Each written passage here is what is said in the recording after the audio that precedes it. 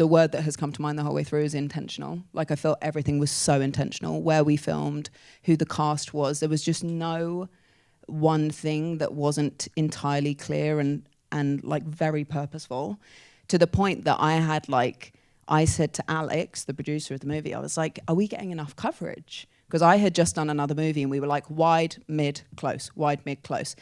And like, that's my own ego. Like, I don't need to be questioning anyone's coverage, but I was like, are we getting enough? And then I watched the film and I was like, oh my God, of course. Like, she knew exactly where she wanted to be. She knew how she wanted to capture the scenes. I would say there's probably not a setup she filmed that she didn't use. Everything was just so intentional.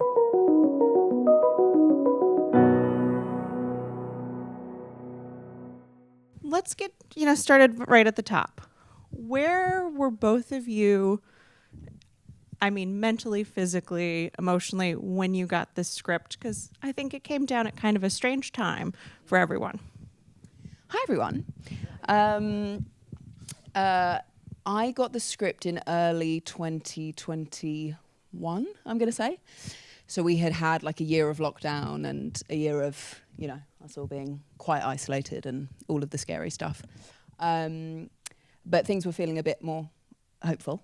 And I read this then. And I thought it was a beautiful meditation on connection and overcoming the awkwardness of social situations. But I also loved not just the character of Fran, I loved the world that she lived in and the sort of beauty and joy that she actually gets from the people around her. And ultimately, so I'm just going into like a long old thing, but each time I read the script, the bit that really struck me was her saying, do you wish you could unknow me? Because I was always like, whoa, to say that is such a statement, to think that someone else's life would be better if you hadn't been in it. But the bravery of saying that, overcoming the terror you feel in those thoughts, and the way in which Fran is received by Robert is so compassionate and so gentle, even though she's made this transgression of the thing that she said to him. So I always just felt like it was human and connected and hopeful. Yeah, same. No. I think when I got the script, I was in the car with my best friend, and I couldn't understand the email, but he was like a fan of yours. So when I didn't understand the email, I was like, man, I hope I don't have to audition, because I didn't have anyone to do the self-tape. But I showed my boy, and he was driving, and he saw your name, and he tripped out. I thought we were gonna crash. This was in Toronto, but when I read this script, I was like, also, I was feeling isolated, and then I think maybe months before that, I'd lost 3 people. So death was he was on my mind, and then reading the script and just the content, it just was, I just connect, or it resonated with me, and yeah, I was like, what a beautiful story. Dave, this is your first movie, right? Yeah. I mean, yeah, that's the response I was hoping for, but obviously your best friend gets excited to see Daisy's name, but for you, when you're like, oh, I could be co-starring with Daisy Ridley for my first film, what was that moment like? Yeah, it was scary, because I was like, oh man, she's a normal person probably, and I trained my brain for 2 months, and then I remember getting there. First of all, I almost went to Washington when I went to Astoria. I took the bridge, and I was in the wrong place, and then I got to, I think it was Wardrobe. I didn't think she was gonna be there at the same time, and I was like, man, I'm cool in my head, and then I remember I turned into the door, and she was there, and you turned, and I was like, man, I'm not cool. And then I just sat with you, because I think you were like, oh, I didn't laugh. It's just it's not, I couldn't laugh. I was just like, man, don't say anything stupid. So I just kind of came off as quiet and not social. But yeah, I was just hella nervous. Daisy, what was your first impression of Dave? I did think he was so quiet. I was like, wow, this dude never talks. It was quite nice, because I think I felt aware that he hadn't done a film before. And also it was a strange time. We were really just coming out of lockdown. So it felt quite it was wonderful to be together, truly. We all got on really well, and it felt like a haven within the strangeness that we'd all been in. And then it was sort of lovely because obviously you have said that you were nervous. And then I felt like I saw Dave coming into himself more throughout the shoot. And the scene which we were just talking about outside, I felt like, I was like, oh, okay, this is like you comfortable. When we're walking up the hill, none of that was scripted. And so Rachel said to Dave, make me laugh in 7 seconds. Yeah, she came over. She's like, we're not going with what's in the script. You're just going to make Daisy laugh. I was like, what? I don't have any jokes. And she goes, just think of something. And I was like, this is scary. And it was like 7 seconds. And I don't know if you ever tried making someone laugh with pressure.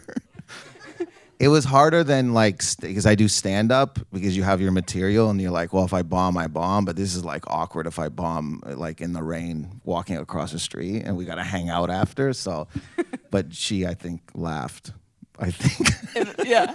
But it was nice because I felt like, okay, this is where, every job is like a process of getting to know each other and sort of relaxing into it. And it felt like those were markers of togetherness. It was funny. I mean, as Daisy said, this was a kind of a strange time. And a lot of the stuff that I read about the film when it was being made, they kept calling it a secret film. And it wasn't a secret film. It was just very indie. What can you tell us about the actual production of it? Because it feels very intimate and safe and not secret, but it's just funny what people think. Yeah, I mean, the role of producer was given to me very kindly. I mean, I said yes to some things I was consulted on. But otherwise, Alex and Rachel actually scouted out the whole of Oregon. She just drove to decide where she wanted to film. And what I think about her as a filmmaker, the word that has come to mind the whole way through is intentional. Like, I felt everything was so intentional. Where we filmed, who the cast was, there was just no one thing that wasn't entirely clear and like very purposeful, to the point that I said to Alex, the producer of the movie, I was like, are we getting enough coverage? Because I had just done another movie and we were like wide, mid, close, wide, mid, close. And like, that's my own ego. Like, I don't need to be questioning anyone's coverage, but I was like, are we getting enough? Because it felt, I was like tripped out of it. And then I watched the film and I was like, oh my God, of course. Like, she knew exactly where she wanted to be. She knew how she wanted to capture the scenes. I would say there's probably not a setup she filmed that she didn't use. Everything was just so intentional. And it did come together quite quickly. Like, I read it early that year and then we were filming in the late September, early October. And it was just 21 days of shooting. And yes. Again, intentional. Like, Rachel and Dustin, her DP, just knew what they wanted to capture it and how. It was just one of those films that was simple in a way. Like, it all came together, it all worked out, and everyone knew what we were doing and how we were going to do it. And Rachel facilitated a wonderful set. And she made a beautiful movie. Dave, I feel like you're spoiled now. This is your first film. Yeah. They were like everyone, the cast, the crew was just like, so it felt like family, and it felt like, everybody believed in the story too. So, and it felt like there wasn't ego, like, people were just there to try to see this project become a thing. So yeah, it's probably spoiled. I mean, I hope I get a job after this, something. So we've heard about how you guys bonded, but Daisy, Fran is part of this very warm office environment, but she's also not part of it. You have this wonderful cast of supporting characters. How did you guys bond to make it feel very believable that you guys would be in an office together all day? I think a lot of that is to do with casting. And then Rachel, I think, was really good at facilitating a place where occasionally we would stick very to the script. Like, the boat scene was all scripted. And then in the office, a lot of it wasn't scripted. But the first scene we shot was round the table. Hi, I'm Fran, I like cottage cheese. And Meg Stalter, when it came to her, she honestly went off for like 5 or 10 minutes. Like, she was talking about falling asleep at the wheel of the car. It was so crazy. Everyone was laughing so much. And Rachel has talked about the fact that she knew that was making us relax, and it was forming a company, and there was like a camaraderie between us all. so that was how we began. And then we were like always together. Yeah. So we would do the scene and then they'd cut camera and we'd all stay where we were and all hang out, and we went for dinner, and it was so sociable and lovely. There was like 3 days where I wasn't working. I think you guys were all working, and it was like, because we had been hanging out so much, it felt so lonely. And I remember eating alone at night at clam chowder. And it was just like in this town, all the couples and married couple, and I felt the wait staff felt bad for me because they kept checking on me more than they should be. And then the first time I saw you guys, remember I was like, oh man, yeah, you built this up. And it felt organic. I feel it felt organic, really. And it also added to the solitude because we started like that. Then I think I think those 3 days were when we were in Fran's apartment. Yeah. And it felt lonely. Like it was really strange. You're with a group of people, you're all having a great time. And the thing about Fran is she struggles to make connections, but she loves her work and she loves being where she is. So I was always having a good time being around everyone. So to then be separate, it was the isolation felt heavier after that experience. And you said, like, I remember you said the funniest, I still remember it to this day. I told you that I watched Game of Thrones late in life, and I watch Game of Thrones clips on YouTube like a psycho. And I told Daisy that, and you were like, why don't you just watch the show again? And I go, yeah, that's smart. Just like favorite clips? Anything with Jon Snow, dude. Just anything.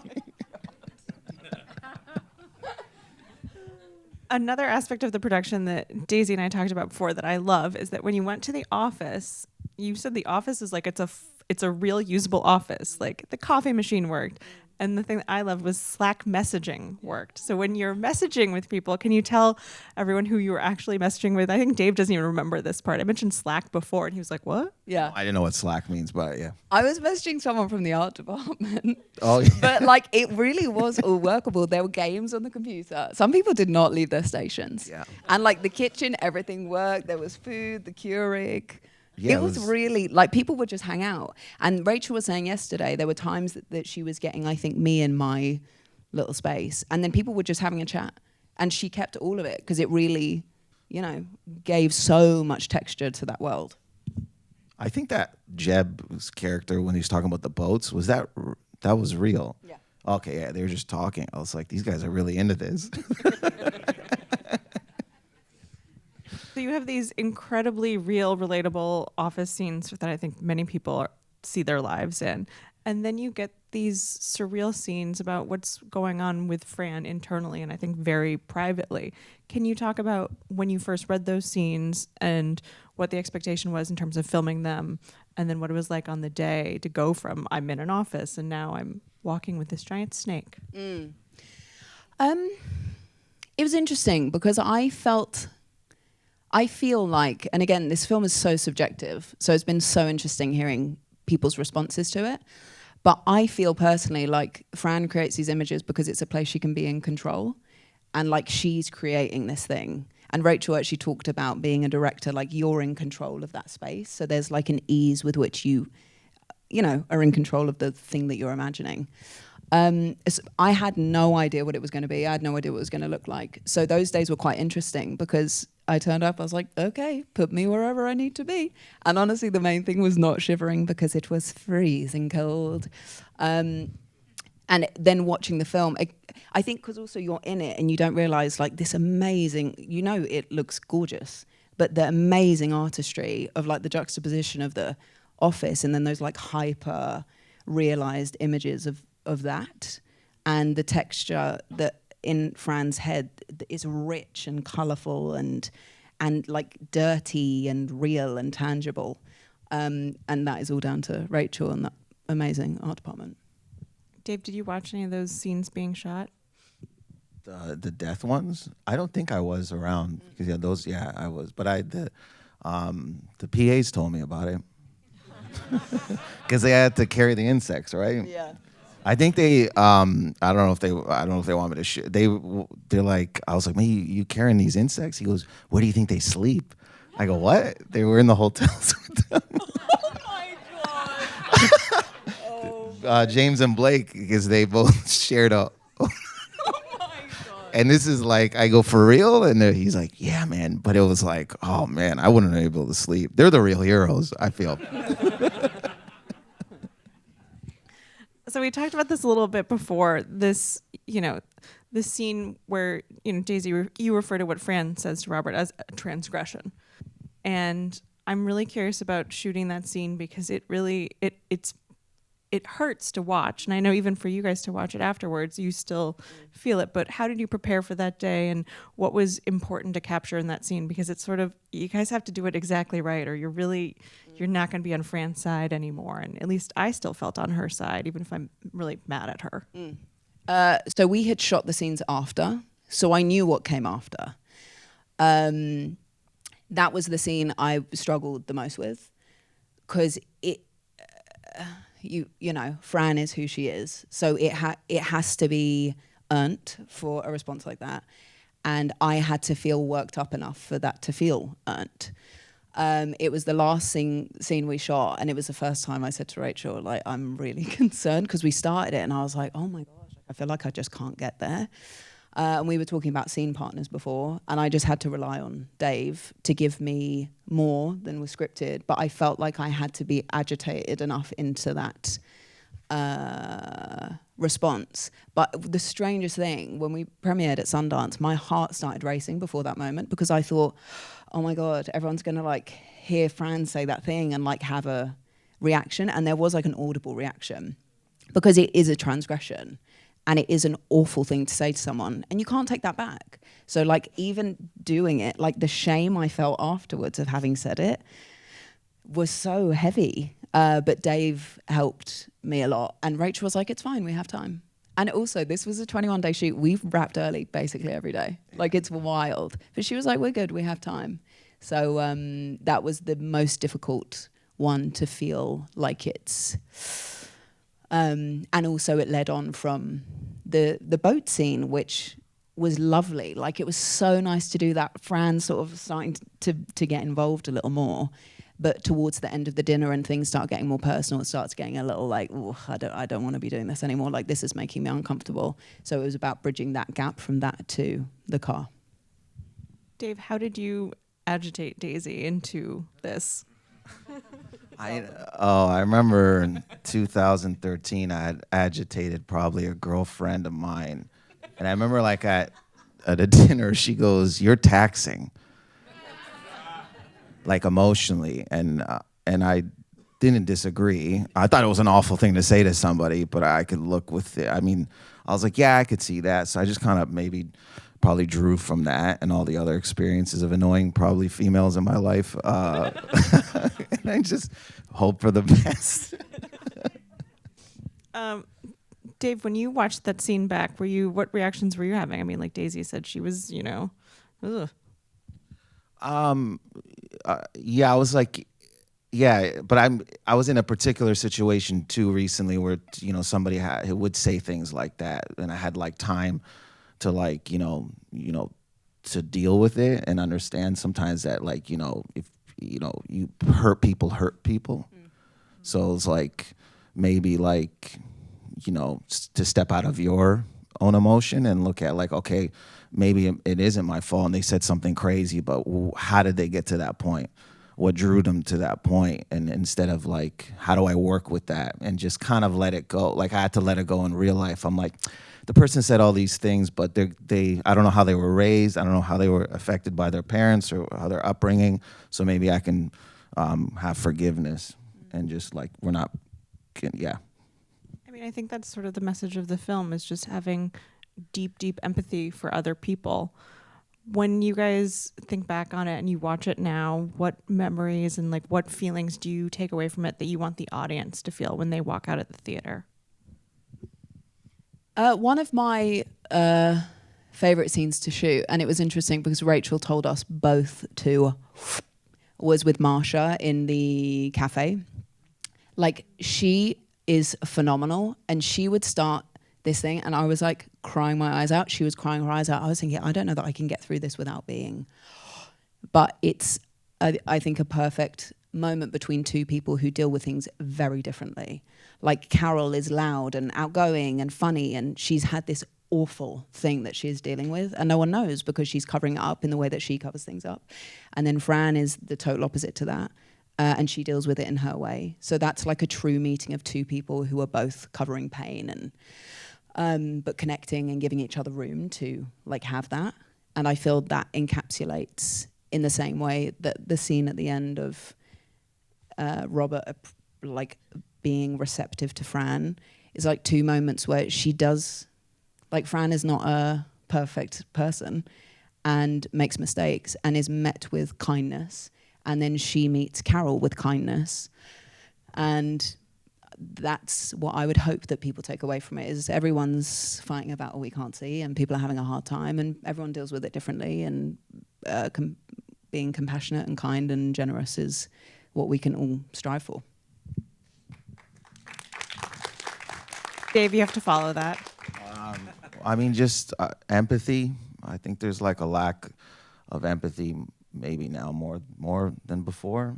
I think it's just people are too busy like arguing things or pushing their side. You know what I'm saying? Like, it's just not, you know, you may not know what's going on with that person as well, and we don't check on that person until like maybe it's too late. So it's just like, and the around anxiety and depression, how it's still, I feel like people get, you know, they're like, it's a touchy subject kind of thing, or we kind of try to avoid it because you don't want to have those conversations. So I think just, yeah, exploring that, talking to people, checking in on people, and then trying to get out of your own way and have empathy for just, you know, your family, friends, and strangers. Well, you can tell all of your family, friends, and strangers the film is in theaters today, and everyone can go. Tell everyone that you loved it. I assume you did. Thank you all so much for staying. Thank you, everyone. Thank you.